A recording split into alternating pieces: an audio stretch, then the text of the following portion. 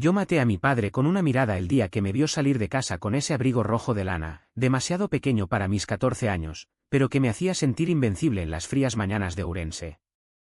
No fue un asesinato literal, pero su desprecio me clavó un cuchillo en el pecho que aún sangra cuando el viento del Miño trae recuerdos de su voz ronca gritando maricón, desde la ventana. Y en ese instante, juré que si el mundo me rechazaba por ser quien soy, yo lo quemaría todo con mi fuego interior, empezando por el que más dolía, mi propia sangre. El abrigo era un regalo de mi abuela, esa mujer menuda con manos callosas de tanto lavar en el río, que me lo había cosido ella misma cuando yo tenía 8 años. Para que no pases frío, mi niño, me dijo, y yo lo usaba como una armadura secreta, girando en el espejo del baño hasta que la lana rozaba mis rodillas. En Ourense, donde las nieblas del invierno se pegan a la piel como un pecado no confesado, ese abrigo era mi refugio. Pero un martes de noviembre, cuando el termómetro marcaba 3 grados y la Plaza del Hierro bullía con el mercado semanal, mi padre me pilló. Yo iba camino al instituto, con el cuello subido hasta las orejas, tarareando una canción de Rosalía de Castro que mi abuela me había enseñado. Él bajaba del camión de la fábrica, oliendo aceite y cerveza, y sus ojos se detuvieron en mí como un lobo en una liebre. «¿Qué coño es eso que llevas?», espetó, arrancándome el abrigo de un tirón. La lana se rasgó en el hombro, y el frío me mordió la carne expuesta. La gente alrededor fingió no ver, pero yo sentía sus miradas como agujas, la tendera de las manzanas, el viejo panadero que siempre me guiñaba el ojo, hasta el cura que bendecía las frutas. Mi padre lo pisoteó en el barro, y yo, con las manos temblando, solo pude susurrar, «es de la abuela». El río, una risa seca como las hojas muertas del parque, y me empujó hacia casa. En esta familia no hay mariconadas. Quémalo o te quemo yo a ti. Esa noche, en la cocina donde el humo del cocido gallego se mezclaba con el silencio de mi madre, que pelaba patatas sin levantar la vista, juré no llorar. Pero lloré. Lloré hasta que el colchón se empapó, imaginando cómo sería huir a Madrid o Barcelona, donde decían que los chicos como yo podían besarse en las Ramblas sin que el cielo se cayera. Ourense era un puño cerrado, calles estrechas de granito que olían a vino joven y a secretos enterrados bajo las termas romanas. Mi familia, los López, éramos como tantos otros, padre en la Renault de Vigo, madre cosiendo para las vecinas, y yo, Jorge, el hijo mayor que debería haber sido el orgullo del barrio de Ocouto, pero que en cambio cargaba con una sombra que nadie nombraba. Mi hermano pequeño, Pablo, tenía 10 años entonces y me miraba con ojos de cachorro perdido cuando mi padre me gritaba. Él era el bueno, el que jugaba al fútbol en el campo embarrado detrás de la catedral, el que soñaba con ser como Iker Casillas.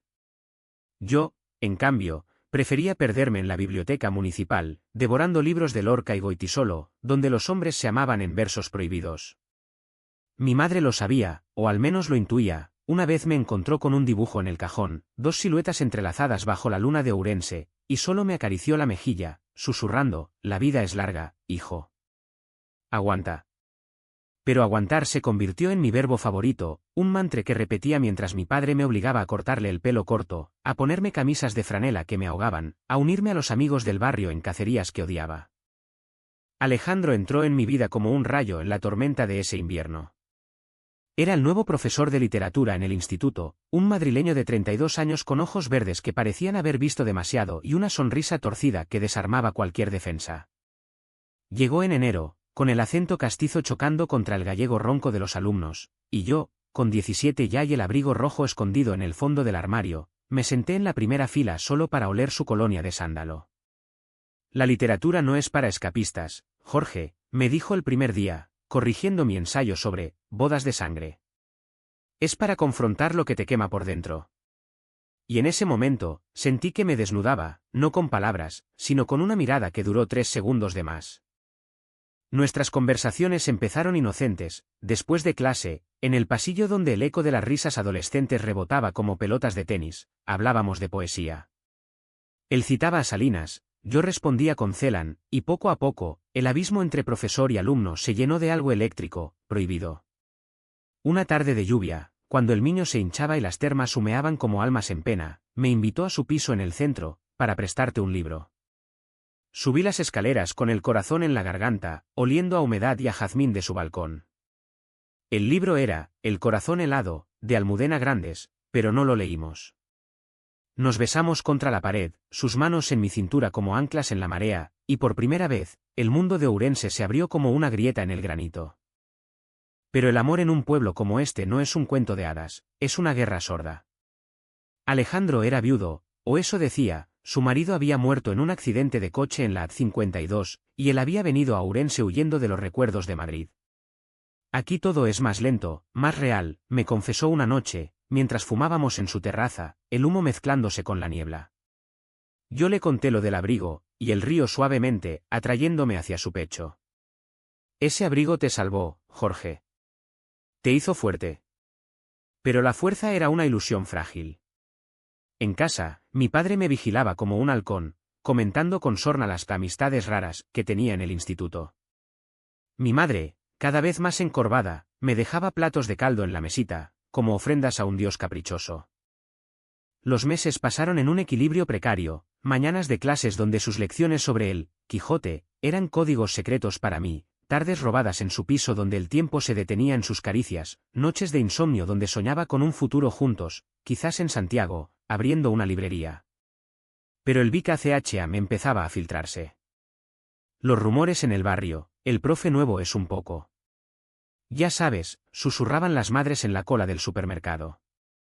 Mi amigo del fútbol, Raúl, me miró raro un día después de verme salir del piso de Alejandro. ¿Todo bien, tío? ¿Pareces distraído? Y en casa, Pablo me preguntaba inocente, ¿por qué papá te mira así cuando llegas tarde? Yo callaba, tragaba el nudo en la garganta, y seguía adelante. Sacrificaba las cenas familiares por estudios, mentía sobre tutorías que eran en realidad besos urgentes. Alejandro me advertía, esto no puede durar, Jorge.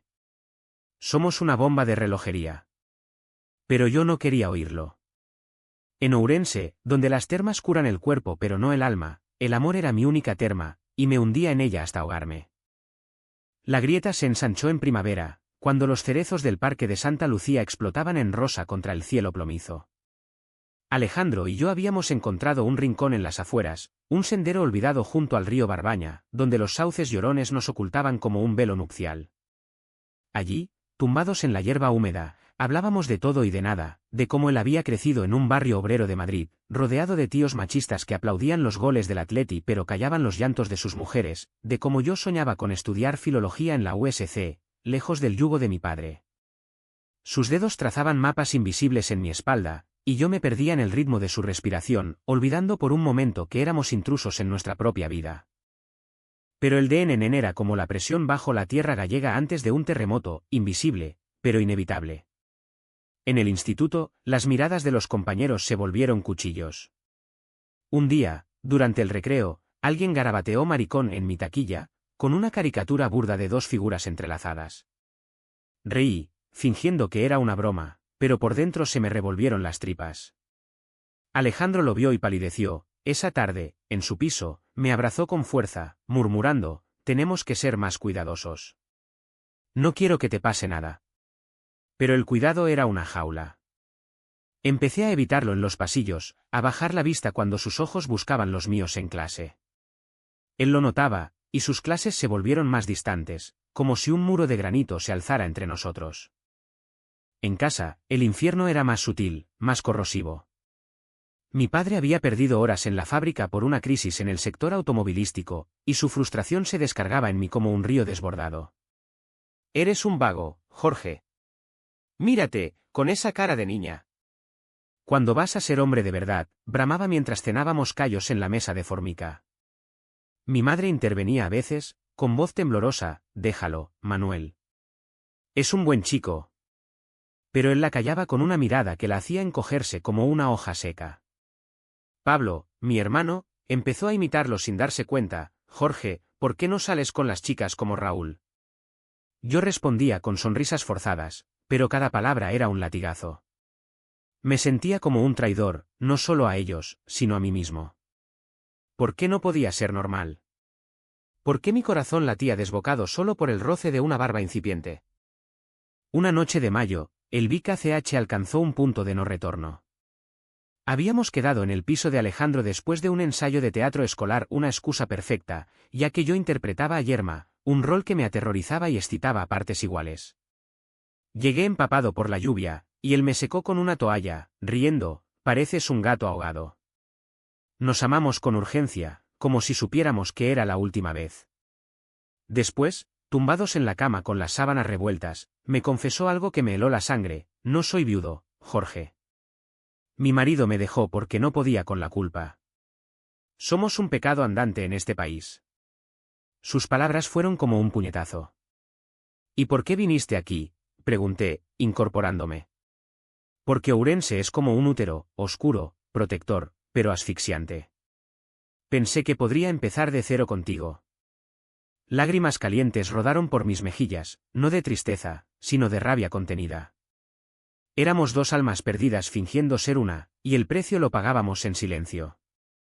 Al día siguiente, el destino decidió acelerar el reloj. En el mercado de Alimia, donde mi madre compraba empanada de souvas, una vecina chismosa la abordó: «Oye, Rosa, ¿has visto a tu Jorge con el profesor ese? Dicen cosas feas». Mi madre llegó a casa pálida como la leche cuajada, y esa noche, durante la cena, explotó el primer reproche directo. «Jorge, ¿qué pasa con ese Alejandro? La gente habla». Mi padre levantó la vista del plato, sus ojos inyectados en sangre. «¿Habla? ¿Qué coño pasa?». Negué con la cabeza, el tenedor temblando en mi mano. «Nada, mamá». «Amigos». Pero el aire se espesó como el humo de la chimenea, y supe que el muro se agrietaba. Los días siguientes fueron una danza macabra. Evitaba a Alejandro, pero él me mandaba mensajes cifrados en correos sobre lecturas obligatorias: «Lee El túnel de Sábato. Habla de obsesiones que nos destruyen». Yo respondía con excusas, pero por dentro me desgarraba.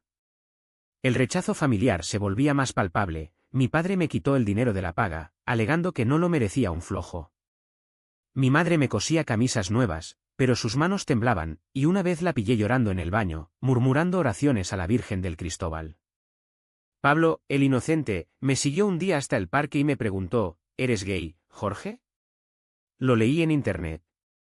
Le mentí, por supuesto, pero su mirada de decepción me dolió más que cualquier puñetazo. El DNN culminó en junio, con las fiestas del Corpus Christi. Ourense se vestía de gala, tapices en las calles, procesiones con el Santísimo, y el olor a queimada flotando en el aire.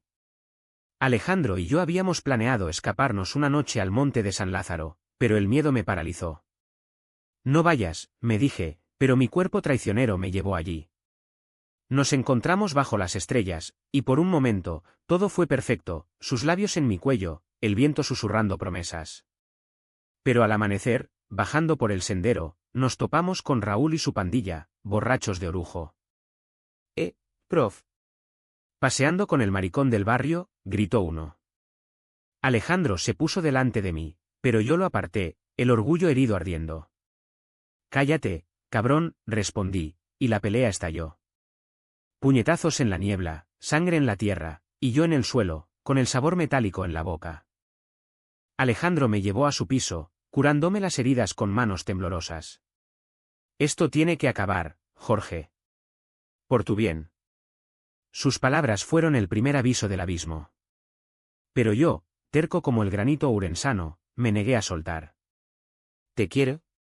Lucharemos». Él suspiró, y en sus ojos vi el cansancio de quien ha perdido demasiadas batallas. Esa noche, durmió a mi lado, pero el calor de su cuerpo era ya un adiós disfrazado. El verano de 2015 llegó a Ourense como un horno abierto, con el asfalto de la avenida de Buenos Aires derritiéndose bajo las suelas y el Miño convertido en un espejo perezoso. Yo había terminado el bachillerato con notas decentes, lo suficiente para soñar con la universidad, pero el calor real era el que bullía dentro de mí, un cóctel de deseo y terror que me mantenía despierto hasta el alba. Alejandro se había tomado unas vacaciones, regresando a Madrid por asuntos familiares, y su ausencia era como un vacío en el pecho, un hueco donde antes latía su risa. Le escribía cartas en papel cuadriculado, describiendo los atardeceres desde el puente romano, pero las guardaba en una caja bajo la cama, temiendo que mi madre las encontrara. En casa, la tensión era un cable vivo. Mi padre, ahora en paro parcial, pasaba las tardes en el bar Bello, bebiendo cañas y despotricando contra los de arriba que cerraban fábricas. Cuando llegaba a casa, ebrio y furioso, sus ojos se posaban en mí como si yo fuera el culpable de todo, de la crisis, de su amargura, de la sombra que Ourense proyectaba sobre sus sueños rotos. Sal y busca trabajo, inútil. O te vas de esta casa como el que no sirve, me espetaba, y yo asentía, tragando bilis. Mi madre intentaba mediar, ofreciéndole empanadas de zamburiñas que él rechazaba con un manotazo. Déjalo, Rosa. El chico es un error. Pablo, ahora con 11 años, se refugiaba en su habitación jugando a la Play, pero yo sabía que absorbía todo como una esponja, las maldiciones, el silencio pesado, mi propia invisibilidad. Decidí buscar trabajo en la hostelería, sirviendo terrazas en la Plaza Mayor, donde el turismo veraniego traía acentos catalanes y madrileños que me recordaban a Alejandro. Las propinas eran magras, pero el ajetreo me distraía, sonrisas falsas a familias con niños gritones, platos de pulpo a feira equilibrados en bandejas resbaladizas.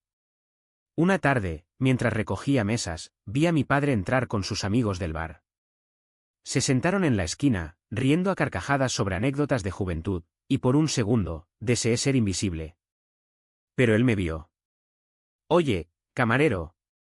«Una ronda», gritó, y sus compadres rieron.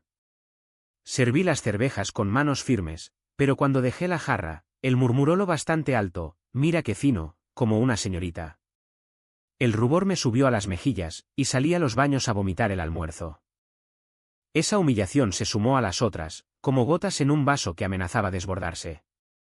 Alejandro regresó a finales de julio, más delgado, con ojeras que hablaban de noches en vela. Nos encontramos en su piso, y el reencuentro fue un incendio, cuerpos chocando contra la puerta, gemidos ahogados en la penumbra. «Te extrañé tanto», susurró, y yo me perdí en él, olvidando el mundo. Pero al amanecer, la realidad irrumpió. Recibí una carta del director, confesó, fumando un cigarro en la ventana. Rumores. Dicen que estamos involucrados. Si no paran, me echan. Su voz era un hilo, y yo sentí el pánico como un garfio en las entrañas. Entonces vámonos. ¿A Galicia profunda o a Portugal? Él negó, apagando el cigarro con saña. No puedo huir otra vez, Jorge. ¿Y tú? Tienes una vida aquí. La vida que él nombraba era una farsa. En agosto, durante las fiestas de la Virgen da Saúde, el pueblo se llenaba de verbenas y fuegos artificiales que iluminaban la noche como falsas promesas. Fui con Raúl y los chicos, bebiendo queimada en vasos de cristal, pero mi mente estaba en otro lado. Raúl, que había sido mi amigo desde la infancia, me arrinconó contra una pared adornada con guirnaldas. Dime la verdad, Jorge. ¿Estás con el profe? Porque si es así, eres un puto traidor. Sus palabras fueron un latigazo, y respondí con rabia, ¿y qué si lo estoy? ¿Te jode? Él me empujó, y la pelea fue breve pero brutal, nariz sangrante, moretones en los nudillos. Al día siguiente, el chisme corrió como pólvora, el hijo de los López es marica, y se acuesta con su profesor. Mi madre fue la primera en confrontarme. Llegó a mi habitación después de medianoche, con el rosario en las manos, el rostro surcado por lágrimas. Dime que no es verdad, hijo. Dime que no nos haces esto. Su voz era un lamento, y yo, sentado en la cama, sentí el mundo derrumbarse. Mamá, lo quiero. Es real. Ella se tapó la boca, sollozando, y salió sin una palabra. Horas después, mi padre irrumpió como un toro, puño en alto, ojos inyectados. Fuera de mi casa, degenerado. No crié un monstruo. El golpe me alcanzó en la mejilla, un estallido de dolor que me tiró al suelo. Pablo gritó desde el pasillo, pero nadie intervino. Empaqué una mochila esa noche, ropa, el libro de Almudena, una foto de mi abuela y salí a la calle, donde la lluvia de verano lavaba las verbenas muertas. Dormí en un banco del parque de Ocouto, temblando bajo la llovizna, y al amanecer llamé a Alejandro. Necesito verte.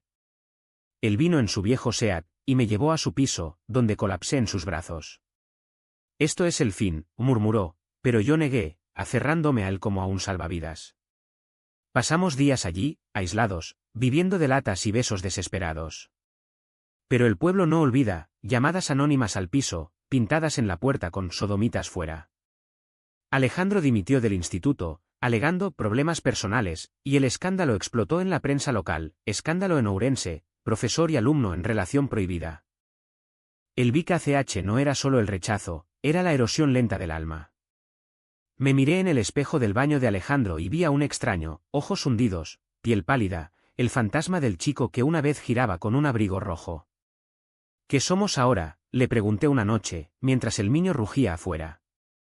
Él se giró, con una expresión que mezclaba amor y derrota. Sobrevivientes, Jorge. ¿Pero a qué precio? Y en ese silencio, supe que el turning point se acercaba, no como un trueno, sino como la niebla que todo lo envuelve.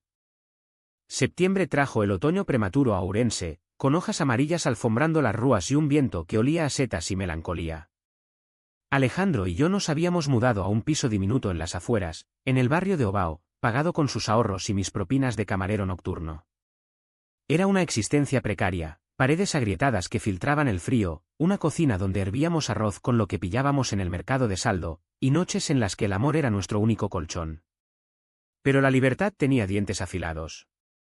El pueblo nos había escupido, y ahora éramos parias, yo, el maricón de los López que nadie contrataba por más de una semana, el seductor de menores que evitaban en las colas del súper.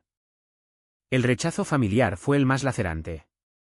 Mi madre me visitaba a escondidas, trayendo tarros de miel de eucalipto y calcetines tejidos, pero sus ojos evitaban los míos. Tu padre está enfermo del hígado, Jorge. Bebe más desde que. No terminaba la frase, pero el reproche flotaba como humo. Una vez, me tendió una carta arrugada, de Pablo. Quiere verte. La abrí con manos temblorosas, garabatos infantiles que decían, te echo de menos, pero papá dice que eres malo. Lágrimas calientes empañaron el papel, y esa noche, en la cama, sollocé contra el hombro de Alejandro. Los perdí a todos, murmuré. Él me acunó, susurrando, no me has perdido a mí. Eso basta. Pero bastaba poco. El vacío familiar era un agujero negro que succionaba mi alegría. En el trabajo, las humillaciones se acumulaban como facturas impagadas. En la terraza del café moderno, donde servía cafés con leche a turistas despistados, los locales me miraban de reojo. Una noche, un grupo de obreros de la fábrica amigos de mi padre pidió la cuenta con sorna, oye, marica, tu novio te enseña a servir. Reí, fingiendo indiferencia, pero por dentro se me retorcían las tripas. Al cerrar, el dueño me despidió, lo siento, chico. La clientela se queja. Caminé bajo la lluvia hasta el piso, empapado y roto, y encontré a Alejandro esperándome con una sopa caliente. No llores, dijo, pero yo no podía parar. Era como si cada rechazo me despojara de una capa, dejando al descubierto el niño del abrigo rojo, vulnerable y crudo. Alejandro, por su parte, se hundía en su propio abismo. Sin trabajo, pasaba horas en la biblioteca, buscando plazas de profesor en Lugo o Pontevedra, pero las cartas de rechazo llegaban como golpes sordos. Soy tóxico ahora, confesó una tarde, mientras pelábamos patatas en la cocina minúscula. Nadie quiere a un escandaloso. Intentaba escribir un blog anónimo sobre literatura queer en Galicia, pero las visitas eran escasas, y la duda lo carcomía. Nuestras discusiones empezaron entonces, pequeñas chispas que encendían incendios. Deberíamos irnos ya, le gritaba yo, frustrado. A Barcelona, donde nadie nos conoce. Él negaba, con esa terquedad madrileña, huir es rendirse, Jorge. Y yo no huyo más. Pero en sus ojos veía la verdad, el cansancio de cargar con dos almas rotas. El punto de quiebre llegó en octubre, durante la Festa da Historia, cuando Ourense se llenaba de actores medievales y aromas a la con grelos. Habíamos decidido salir, por primera vez en público, mano a mano por la calle del Paseo, fingiendo normalidad. Pero el destino, ese cabrón caprichoso, nos tendió una trampa. En la Plaza de la Cruz, nos topamos con mi padre. Estaba solo, demacrado, con una botella de vino en el bolsillo de la chaqueta. Sus ojos se clavaron en nuestras manos entrelazadas, y el tiempo se detuvo. Hijo de puta, rugió, lanzándose hacia Alejandro. Yo me interpuse, pero él me apartó como a un trapo, golpeándolo en la mandíbula. La gente formó un corro, murmullos como avispas, mira, el maricón y su amante. Alejandro cayó, sangre en la boca, y yo grité, basta, papá, Te odio. La policía llegó minutos después, separándonos como a perros rabiosos. Mi padre fue multado por alteración del orden, y nosotros, escoltados a casa. Esa noche, en el piso, curé las heridas de Alejandro con algodón y agua oxigenada, mis manos temblando de rabia y culpa. Esto es mi culpa, sollocé. Él me levantó la barbilla, con labios hinchados. No, amor. Es el mundo. Pero nosotros. Nosotros podemos cambiarlo. Sus palabras fueron un bálsamo temporal, pero el daño estaba hecho. Al día siguiente, mi madre llamó: tu padre tuvo un infarto anoche. Está en el hospital. Quiere verte. Colgué, el teléfono resbalando de mi mano, y el mundo se volvió gris. Fui al hospital Recoletas, solo, con el corazón latiendo como un tambor de muerte. Mi padre yacía en la cama, conectado a monitores que pitaban como veredictos. Su rostro, antes duro como el granito, ahora era una máscara arrugada. Jorge, croó, extendiendo una mano temblorosa. Me acerqué, pero no la tomé. Lo siento, murmuró. ¿Por el golpe? ¿Por todo?, pregunté, voz quebrada. Él asintió, lágrimas surcando sus mejillas. Por el abrigo. Por no entender. Fue el primer atisbo de grieta en su armadura, pero yo estaba demasiado roto para perdonar. ¿Tarde, papá? Demasiado tarde. Salí de allí con el pecho oprimido, el pasillo interminable como un túnel sin luz. De vuelta en el piso, le conté a Alejandro, y nos abrazamos en silencio, el peso de la confesión aplastándonos. Esa noche, soñé con el río Miño desbordado, arrastrando abrigos rojos y secretos ahogados. Al despertar, supe que habíamos tocado fondo, no había vuelta atrás, solo el abismo o el salto. Noviembre envolvió Ourense en una capa de niebla espesa, como si el cielo mismo quisiera ocultar sus vergüenzas. El infarto de mi padre lo había dejado postrado, dependiente de mi madre y de enfermeras que venían de Vigo, y el barrio bullía de compasión fingida, platos de caldo traídos por vecinas que antes nos miraban de soslayo. Yo visitaba el hospital a regañadientes, sentado al borde de la cama mientras él balbuceaba disculpas entre hipos de oxígeno. Fui un cabrón, Jorge. La fábrica me volvió amargo, ¿y tú? Tú pagaste el precio. Sus palabras eran como bálsamo en una herida supurante, pero el perdón no llegaba. En cambio, una frialdad nueva se instalaba en mí, no odio, sino indiferencia, un escudo forjado en el fuego del rechazo. Alejandro y yo navegábamos en aguas turbulentas. Su blog había ganado algún lector jóvenes de A Coruña que comentaban gracias por dar voz, pero el dinero escaseaba. Empecé a trabajar en una librería de segunda mano en la Rúa do Paseo, apilando tomos polvorientos de Unamuno y Valle Inclán, donde el olor a papel viejo era un consuelo. Allí, entre estanterías torcidas, encontré un ejemplar manoseado de Platero y yo, y al leerlo, recordé la voz de mi abuela recitándolo junto al fuego. Llamé a mi madre esa tarde: mamá, ¿la abuela cosió algún otro abrigo? Ella rió, un sonido frágil: solo uno, hijo. Pero su amor te cubre a ti. Fue el primer hilo de reconexión, tenue pero real. Sin embargo, el BKCH no cejaba. Una mañana de bruma, recibí una llamada del director del instituto: Alejandro ha sido denunciado formalmente. Tu padre presentó cargos por corrupción de menor. El mundo se inclinó. Corrí al piso, donde él empacaba una maleta con manos mecánicas. Me voy, Jorge. A Madrid. No puedo arrastrarte más.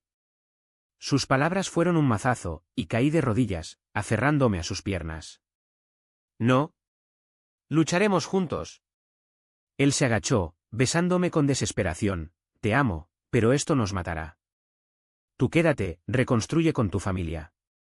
La discusión fue un torbellino, gritos, lágrimas, platos rotos contra la pared. Al final, lo arrastré a la cama, amándonos con furia, como si el sudor pudiera sellar las grietas. Pero el turning point real llegó esa misma noche. Pablo apareció en la puerta, empapado y aterrorizado, con una mochila al hombro. Papá empeoró. Mamá me mandó a buscarte. Lo abracé, oliendo a su champú de niño, y supe que el destino nos unía de nuevo. Fuimos al hospital en taxi, Alejandro quedándose atrás con una promesa vacía de vuelvo mañana. En la UCI, mi padre agonizaba, piel cenicienta, respiraciones entrecortadas. Mi madre, exhausta, me tomó la mano, perdóname por no protegerte. Lágrimas rodaron, y por primera vez, la abracé fuerte. Te perdono, mamá. A todos. Mi padre abrió los ojos por última vez, clavándolos en mí. El abrigo. Quémalo por mí. No, guárdalo. Para que recuerdes que te quise a mi manera. Murió al alba, con el pitido de las máquinas como requiem. El funeral fue un circo de hipocresía, el pueblo entero en la catedral de Santa María Nay, murmullos de pobre Manuel y miradas furtivas hacia mí.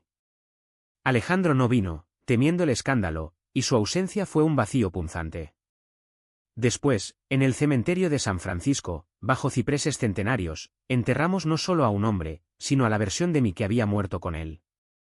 Los días post-funeral fueron un limbo. Mi madre y yo volvimos a la casa familiar, con Pablo durmiendo entre nosotros como un puente frágil. Alejandro se fue a Madrid esa semana, dejando una nota: vuelve cuando estés listo. Te espero. El dolor era un animal dormido que despertaba en oleadas, rabia por su partida, culpa por el alivio de la muerte de mi padre, un vacío que el trabajo en la librería apenas llenaba. Empecé a hablar con un terapeuta en el centro de salud mental, un gallego discreto que escuchaba sin juzgar. El duelo por un padre tóxico es como llorar un fantasma. Sus sesiones me desenterraban capas: el niño rechazado, el amante herido, el hombre emergente. En diciembre, con las luces de Navidad parpadeando en la Plaza del Hierro, organicé un acto pequeño en la librería, una lectura de textos queer gallegos, invitando a jóvenes del pueblo que había oído susurrar en las sombras. Solo vinieron 5, pero sus rostros miedosos, esperanzados fueron victoria. Leí un poema mío, improvisado, en el abrigo rojo de mi infancia, tejí alas de fuego /diagonal que ahora calientan las noches frías de Ourense. Alejandro me llamó esa noche, su voz ronca por la distancia: estoy orgulloso.